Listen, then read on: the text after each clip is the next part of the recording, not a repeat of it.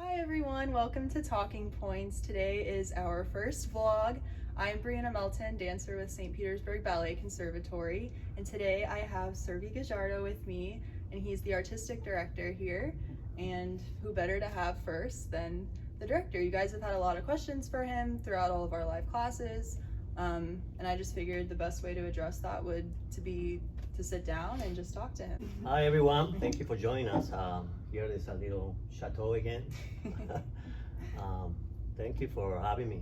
Yeah, so we've had a lot of questions about Servy's past and how he became a dancer and what his career was like. So if you'd like to kind of tell us about that. I was born in Valencia, Venezuela, as South America. I started dancing at the age of 15. I think I started actually kind of late for ballet. My first few years I did 15 to 21 classes a week. I did that for 2.5 years. Right after that, I was training for 4 years in the school, and 4 years later after that, I got a job in a company in Caracas, Venezuela. I done dance for a while. I got a lot of teachers from Cuba, a lot of teachers from all over the place. And I left Venezuela at the age of 21. I was 21 when I left Venezuela and I came to the United States. My first job in the United States was actually Cleveland Ballet, San Jose Cleveland Ballet at the time. I was there for 7 years. After that, I went to Sacramento, California for a year. And then from there, I moved to Charlotte, North Carolina for 7 years. After Charlotte, North Carolina for 7 years, became the ballet master at the Ross School for Dance and Education. After being at the Ross School for 3 or 4 years almost, I went to Peoria, Illinois, and I was the artistic director of the school there for 3 years. And then 3 years after that, I moved to Cary, North Carolina for another 3 years to be co-artistic director of International Ballet Academy. And then after that, I came to St. Petersburg, Florida, and we started our own organization. It's been a great experience. It's been great things to know more about me. I grew up in a coffee farm. My family literally is huge. Have a sister in Europe, so many things, so many other things. But the most important part for me is being dance, is being my life.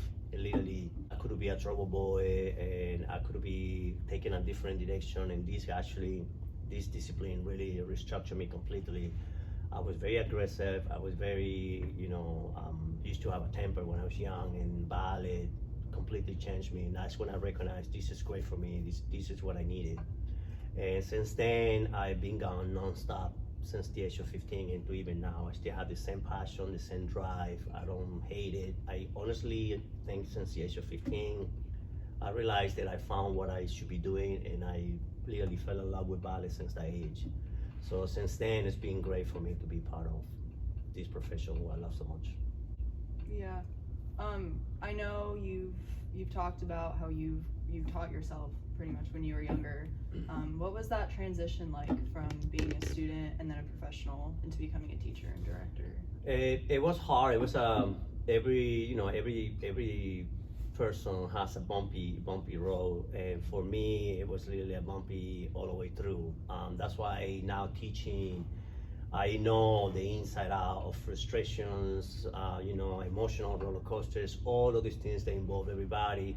And the reason why it was hard was because I didn't have anyone guiding me. I don't have, that support. A lot of teachers teach, which is great, but they don't really teach. And to really teach, you have to be very patient. You have to be able to repeat things over and over and over again. We forget sometimes that when we become teachers, we forget that we were once students. And once you can remember, recognize that and remember that, I was there. Every single time, every single class, I see somebody frustrated or emotional, I say, hey, I was there, I know what that feels like. So I kind of went through everything the wrong way, the hard way, and then I figured out the right way. And all I want to do is everybody to teach is the right way. That's why I talk about solutions, preparations, so many other things that go with this profession. And patience is number one. It takes time. You don't want to rush. It really takes time. I know from the live classes, the class you've been teaching is only really a little bit of what you do. and people kind of want to get more of an insight as to who you are as a teacher and director inside of like rehearsals and stuff like that. So how does, like you were saying, your preparation, like what kind of advice do you give to kids in regards to preparation, injury prevention, maintenance? Yeah, let's start with, for example, I always talk about the key of your success is your preparation. And I start with a simple thing is what is in your ballet bag? You know, what do you have in your ballet bag before you go to your dance studio? You know, if you forget your shoes and then you cannot do anything, you can do something, but it's not. If you forget your ties, something always affects you psychologically. And the most important part, the key to preparation, starts not so much in your ballet bag, it starts in your head, in your mind. You need to be in tune with what you're going to do, you need to understand, you need to be patient. So if you mentally, you know, you need to channel your energy there first. That's the very first place that you want to go. Ballet is very physical, but people forget the mental part, the psychological part is the most difficult one, it's the most challenging. Everybody can teach a ballet class. Everybody can teach you how to dance. The key here is not that they can teach you how to dance, is to make you believe that you can dance. That's the challenge. Because every teenager, every person has things, has emotional things, there are psychological things, they're judgmental. And we dancers are very narcissistic. We're constantly looking at ourselves in the mirrors. So we constantly, you know, criticizing ourselves, and you need to be able to see past that and work through it. You know, you gotta keep going. So the key of your success is in your preparation. You know, it starts in your mind. You know, you gotta get, before you go to bed the night before, you gotta know what your day is gonna be next day. Check your bag before you go. Make sure, you know, you have what is in your bag. That includes your food, your lunch, everything you're gonna need for that day. If you don't have that, it really affects you through the day. Now, when it comes to injury prevention, for example, I don't recommend when you're injured to take ballet class. Ballet class is not physical therapy.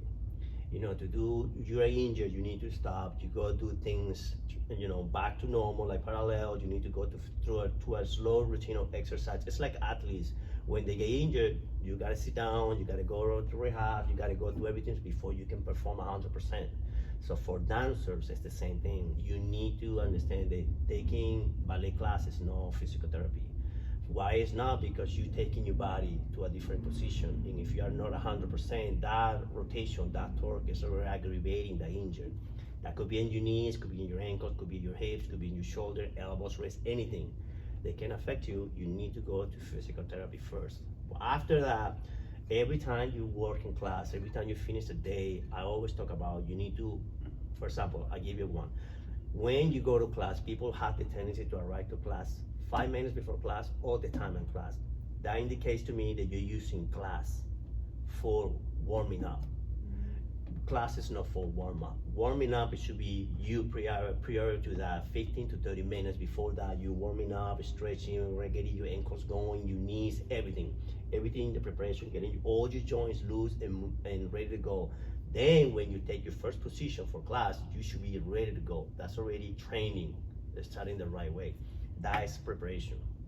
That preparation from the ballet bag, from the mindset, goes to the ballet bag, it goes to the how you prepare to the class. So then you have a great class. After you finish all of your classes, you go through your point, make sure you have your good point shoes. No excuses, because that's your fault, that's preparation. You don't have in your band days, all that. All I gotta do is go and go, go, go. If you're not ready to go, go, go, it's like a car, you're gonna fall apart. So from there, you move through the day to rehearsal, to your lunch, and then we gotta go to maintenance. Maintenance is no, you know, just I'm done and I go home and do laundry. That's no maintenance. Maintenance, you gotta spend a few minutes the same way you prepare before class. After you finish the day, you gotta stretch, you gotta take care of the body, you gotta massage your body, you gotta ice your feet when you go home, you gotta take a shower, you gotta clean up, you gotta do the, you know, the rubbing, the massaging your feet, especially your feet. You take your feet, you get up out of bed, and the thing that's first thing your feet do, they go 100 miles an hour. You gotta get to work right away. So you have to know all of these things. It seems like it's a lot, but it's not, it's simple. It's just giving you the information. It starts with your feet, and that goes all the way to the end. Every day you gotta do it. I did this for a long time. And I used to get up at 4 a.m. every day for 3 years. At 4 a.m., get in the bus at 5 a.m., get to Caracas at 8 a.m., have class at 9, finish at 6, rehearsals, everything, every day with stretching, jumping, non-stop, restless. Then 6 to 7, run all the way back to the bus station. Get in the bus, from Caracas back home, 3 hours in a bus, from 7 to 10, and sometimes could be even longer. So by the time I get home and I eat and then laundry and I did all my stuff that I need to do, it was midnight. I slept only for 4 hours, and I did that for three or 4 years almost, and I never missed a day. So the key of your success is in your preparation. That takes preparation. It was hard, but I did it. Yeah. And I knew, I said, there was a sacrifice. You put in your sacrifice on it, but your prize will come. You will get your reward. It's key is that. Discipline, preparation, discipline, all of it goes together. But everybody needs to know how to maintain their body every day. There are days that you're gonna be emotional. There are days you're gonna be sick. There are gonna be days that everything falls apart, and then suddenly you just need to be okay with it. Move past that, and then tomorrow is another day. You constantly have to stay positive. This is very challenging for the mind. If you're not there 100%, your body's not gonna do anything. You say you wanna do period, you get up and you do period. You're hungry, what do? You open the fridge, you go eat. So it's the same thing. So you have to be aware of all of these things. They're very, very important for you to know. There is no what school I'm gonna go, what program I'm gonna know. It starts where you are. If you can do it in that studio where you train, if you can do it in the school where you are, you're gonna be able to do it anywhere else in the world. It's the same class, it's the same terminology, it's the same thing. The only thing I do it different is I do it non-stop, and I do it in this huge studio, but class is class. We all know, you go anywhere in the world, you take a ballet class, it's the only thing you're gonna remember is familiar. Oh, I know that stuff. Yeah. Ballet is universal, it's one language. It is. It goes without being said that ballet is definitely a physical career. I think a lot of teachers and directors don't really touch on the mental aspect of things and how psychologically it takes a toll on you. Every director is really, really busy to touch every aspect of it. That's why you assign ballet masters, ballet mistress, and all these people. Those are the people that encounter with the dancers, and those are the people who also have a lot of work in their hands, which also, it's hard. It's not as simple as everybody think it is. But you as a dancer, you as a student, you as a professional going to be, you're the one who needs to be in tune on things. We can learn from a lot of teachers also, but you can also do your job. You can do your search. You're a student. If you want to be, this is one advice that I always love giving is, if you are a student, work like a professional. And if you're a professional, remain a student. And you're always gonna keep going with it. You're always gonna keep working at it. But that all of us as an individual, we need to be in tune with what are you gonna do for yourself as you dream. They do the studies, do everything you need. People before technology, internet, everybody did it before. It was just based on books. Everybody used to go to the library, the pay phone in the street. I was one of those people. I remember I want to go see a ballet video. This is true, a ballet video. A friend of mine will have it. It was 3 hours away, and I get in the bus, drive for 3 hours. By the time I got there, he wasn't home. Oopsie, I gotta get back in the bus and get back. So I missed my chance to see the video. So there's now, we have such an amazing tools, and no one studies. You can learn the entire repertoire in YouTube, and everybody's just focusing on something else. And the opportunity is so different. It's something, we're getting something, which is amazing, honestly, but we're losing something. And that's a great tool. People are they are not using it. What we're using is technology. You are not using our brains. People should learn videos and then do it. Learn the repertoire. You can learn it. It's all up there. Everybody can learn it, and the students need to be aware of that. And if you, again, like I was saying to you, if you guys don't do your search, you don't do your preparation, everybody wants to go to the biggest company. Hey, I had that dream too, but you got to do it with the right steps. You don't want to go there without going through all of the steps. You got to climb the ladder step by step. Yeah. My favorite part about taking your class is your humor. Going back to the psychological thing in dance, I know you say a lot that it helps them kind of forget about how difficult it is, because it should be fun. Yeah. But maybe if you want to expand on that and how you kind of decided to start. When I was younger, I was too intense. I didn't find joy in this at all. I was just totally antisocial. I was just totally in one line. But then I noticed that when I was performing, I wasn't enjoying what I was doing. It's dancing. So if you're dancing should be fun. You should be able to enjoy it. You should be able to perform. You can become any role. This thing is amazing now that I see it from this side. If I can help you guys change your perspective, and that's all I'm trying to do. For example, the way I do the class, it goes non-stop. That's 45 minutes to 50 minutes non-stop on ballet class, holding legs and releve. If I don't break you with a smile or a laugh or something funny coming, you go into your head and you start thinking, what is the point of this? Why does it have to be so hard? Or this is crazy. You start going to the negative town. Yeah. And I try to keep you in that channel. And so for me, sometimes making fun, not making fun, like saying something funny to you guys, Yeah. it makes you laugh. Laughter helps you breathe. It takes you away from what is happening. And then you keep going. Next thing you know, body's over and you're like, oh wow, I feel great. You know, you don't like it in the beginning, but then when you get used to it, you're like, hey, wait a minute, we're into something here. For me personally, the very first part of ballet, the first early years of ballet, those are the ones that you have to go slow a little bit. Yeah. When you reach the age where you guys are, it's time to go. If you're not gonna go, you're not gonna make it. So that's the reason why I do it that way. I have a sense of humor and I want to make it fun because it should be fun. I mean, it's hard. It's mentally hard, challenging, physically and emotional. So if I can keep you guys in a good environment, chances are you will like to come back because it makes you feel good. I don't allow you to get into your head. I don't let you to get distracted and thinking about, oh, what should I go shopping today? No, we gotta go get this down. Feel, for instance, the period you feel, and it's constantly. You know, the screaming is not because I'm being mad, it's just motivation. It's like a coach. Yeah. Go, and then you freak out, you start doing it. And I start making you laughing, I start making you guys, have a good time, and then suddenly it's over, and then we go to center. In center, we still do it, but do it less, because now you left the bar. Yeah. Once you leave the bar, safety is first. So I still have you guys have fun, but at the same time, I'm aware you have to be on point, more focused, because you have to really pay attention to what you're doing. But that's one of the reasons why I do it, because you need that. You need to be able to break the tension, for 6 or 8 hours when you're in a company. It's gonna be long days, and if you don't have a little bit of that, it lets up the work. It makes it easy for you guys to learn choreography. You have a good time. Mistakes are okay. Yeah. All that stuff is part of it. No one was born knowing what they know, so it takes time to get there. Yeah. That's why I do that. So I think it makes you more reachable and more personable too, because I think it's important for teachers and directors to have that open communication with their dancers too. Well, also, for me personally, I know where I came from, so I am not gonna pretend to be someone that I am not. So I have to be this way, and it works for me.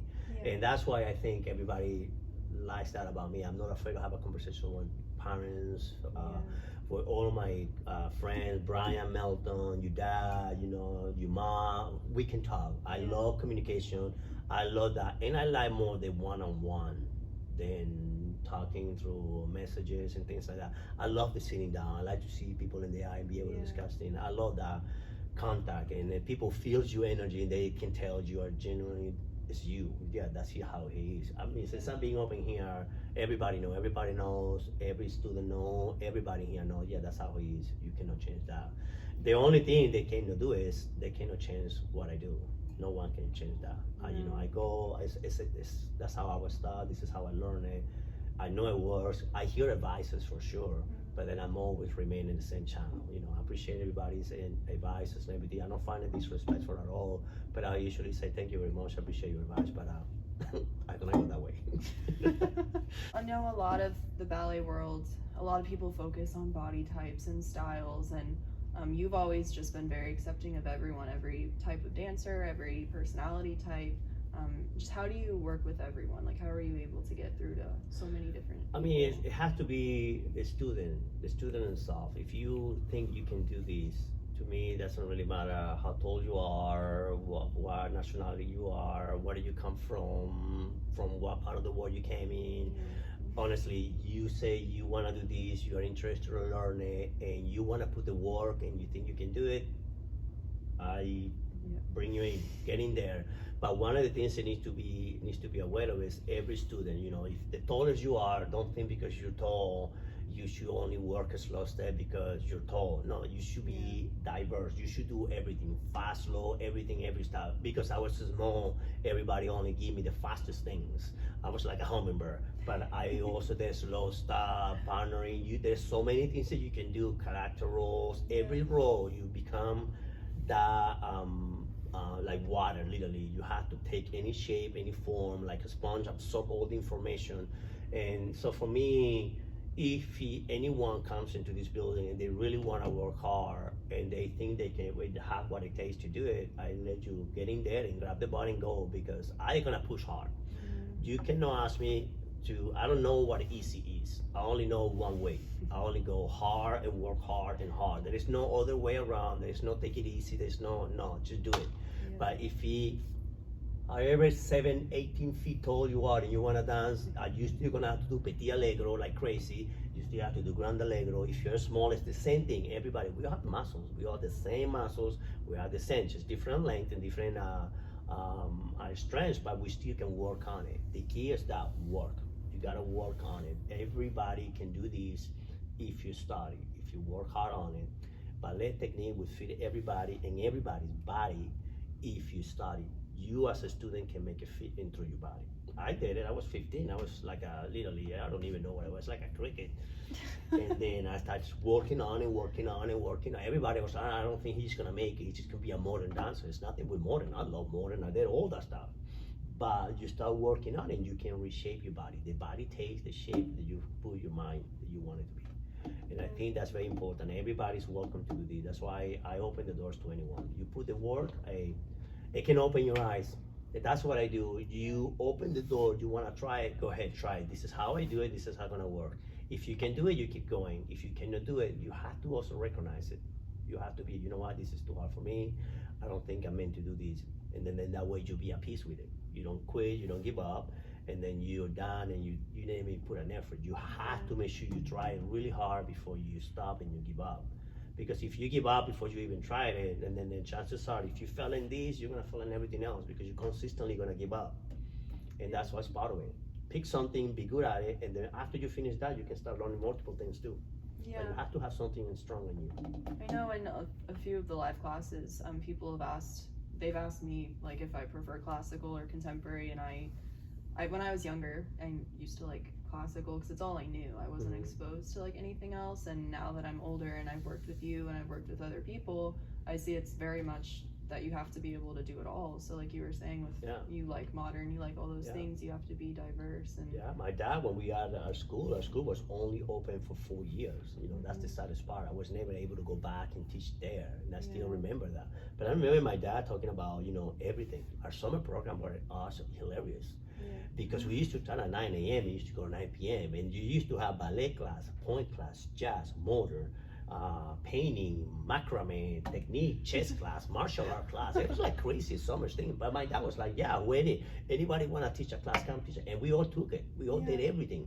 That's how I know martial arts. That's how I know chess. That's how I know all these things. That's how I know macrame. I know how to sew. We did everything, and that's because we did those classes. And you should be able to learn everything, because, you know, everything you can learn now as a student is going to function for you later as a mother or as a father or as a teacher. Everything will help you later in life. If you guys learn to take care and take everything now, by the time you guys will have kids, you know what to do. You don't have to start from zero. That's when everybody started freaking out about learning. I'm gonna be honest with you, I never thought I was gonna be a dad, and it's been the most magical thing for me personally, because I'm, you know, through my little baby girl, I'm living, you know, a childhood that I never had, and I love it so much. But now I know all those things that my grandma told me, my uncles told me, everything I learned in Venezuela that I didn't want to do. You know, now I'm like, oh my God, I can do so much things because I was endorsed with these people forcing me to do that. Oh, I don't want to go do that. And then now I can do all that stuff because of all of them. And that's my advice to everybody. Learn to do things, research, study. There's, especially in this country, it's so amazing. You can learn anything here. And with technology, forget it. If you don't learn anything, you are struggling, that's all on you. You shouldn't. You should be able to do more. Yeah, no, I think it's important for dancers dancers, in my opinion, are one of the most disciplined. It's a disciplined career, and I think you see that in other aspects of their life. For me, that was education. For a lot of dancers, I think it's education. Well, think about it. Dancers have to use the brain constantly. So that brain is just not sitting there. That's a muscle. That's a muscle that you guys, we constantly training. You remember choreography, you guys remember things. So that's why most of the dancers academically, they're doing great, because they get things done. They know I gotta get it done, get it over and move on so I can go back to work.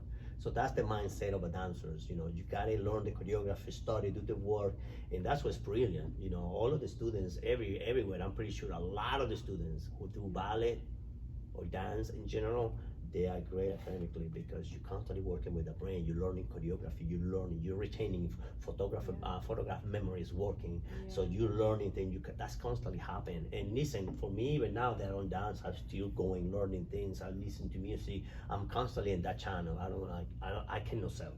Yeah. I am crazy. I'm not gonna settle with what this is, and that's why my friend Brian Melton. He's a great guy. I love him so much, but he knows. I already won another building back there, and the dorms and all these things. He knows. When we met, one of the first thing I said was go big or go home. And every time we do something, he loves it. He knows.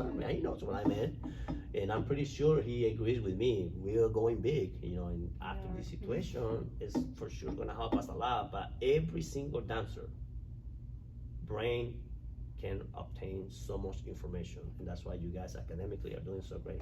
Well, I think dancers always want more too, like what you're saying. At SPBC we want more. We always do. It's never enough in dance either. You always want to be better and do better and learn new things, and that's a really amazing aspect of dancers. And also, I don't let you guys settle what it is. You do 4 periods, chances are in the back of your mind, you don't have to remember me, I want you to do 6. So, your legs is here, I want to hear, Everybody heard that before from me, I'm pretty sure. You did double, whole, great, what about triple? Triple tour, I had kids who did triple tour, triple soda was, triple stuff like that. And I was like, yeah, you can do 2, now what? You're only 15 and you're already doing double tour. Can we go for 3s, 3.5, and we start doing more? And that's what's gonna give you more driven, be more driven. If you are really talented and you are not challenged, that's when you get in trouble. But if you're talented and I challenge you to use your talent, and then you're gonna have to work hard and rise to the occasion. But I want, with all that being said, you still have to be okay with mistakes when you perform, with failure. Embrace failure. Failure will make you stronger. Yeah, I think that all goes back to what you were saying too about having someone to believe in them. Like you can't make them believe in themselves. They have to do that on their own. But also having a director that is there for you, that's not going to criticize you for falling on stage. I mean, everyone makes mistakes like that, and I think that's all part of the learning process, like you always say. You have no idea how many times I failed. Thank you, Servy, for joining me today for our first vlog. Do you have any closing thoughts? Thank you for having me. It was great. Thank you so much. I'm glad I can help you guys with information for sure. Yeah, if you guys have any other topics, suggestions, or questions, you can always send them in through our DMs. You can email me, comment on any of our posts, and I'll be posting when our next vlog will be up. So thank you guys.